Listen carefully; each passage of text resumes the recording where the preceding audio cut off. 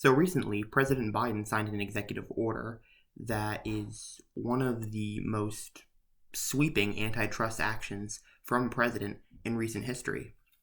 It takes shots at the technological, agriculture, and pharmaceutical industries by reining in corporate power that has built up to monopolies in several of these industries, crushing small businesses and trapping workers into low wage and low benefit jobs.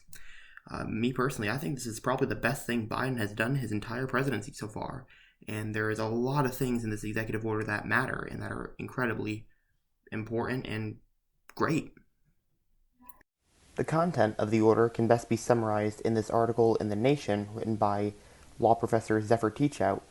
Her praising Biden like this is especially incredible to hear, given how she wrote an article detailing his corruption as a U.S. Senator and serving the interests of his corporate donors when she was a surrogate for the Bernie Sanders campaign. As she points out, this order encourages the Federal Trade Commission to ban non-compete agreements, orders the Agriculture Department to rein in corporations that crush smaller and family farms, and directs health agencies to reimport prescription drugs from Canada. These issues all are important because non-compete agreements trap tens of millions of workers into jobs that they can't come out of to work for competitors, which often could trap them into low-wage jobs.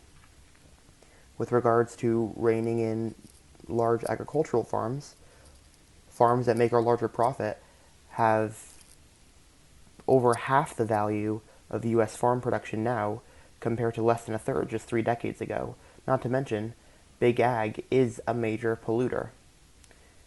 As far as reimporting prescription drugs from Canada, I mean, it's a no-brainer because of how much more the U.S. spends, or the consumer spends on prescription drugs in America than in Canada.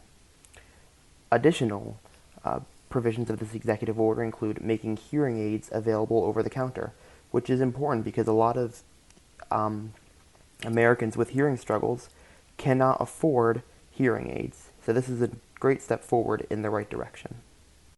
Now, for as much as I'm fawning over the executive order, I suppose you could say, it's not completely flawless. And in fact, in one instance in particular, it's kind of performative in all the wrong ways.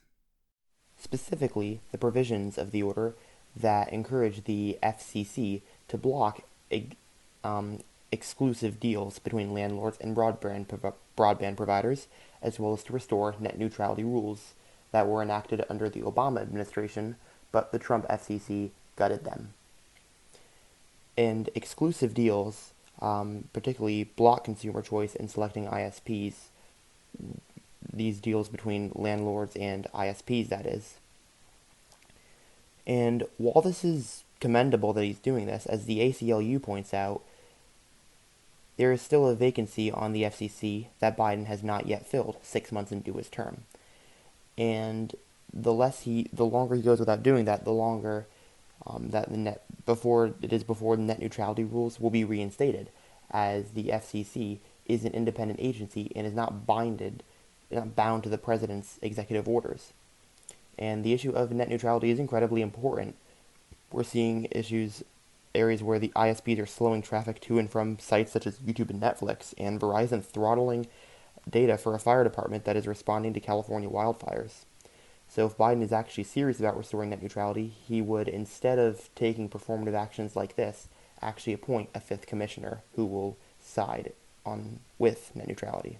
So while this issue definitely needs to be addressed, overall, the anti-monopoly provisions that are in this executive order and anti-big business provisions, that they're going to change the American economy for the better.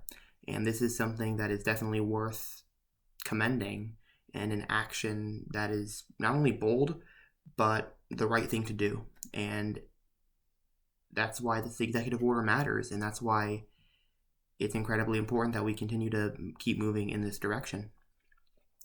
Thank you for watching. If you enjoyed, do the usual. Leave a like, subscribe for more, and you can check out more of my video essays in my last video over here, or you can check out my collaboration with Niall Elkim over here on his channel. I was on his podcast on Sunday. Check it out. We had a lot of fun. Go subscribe to him. And that's it. I'll see y'all soon. Peace.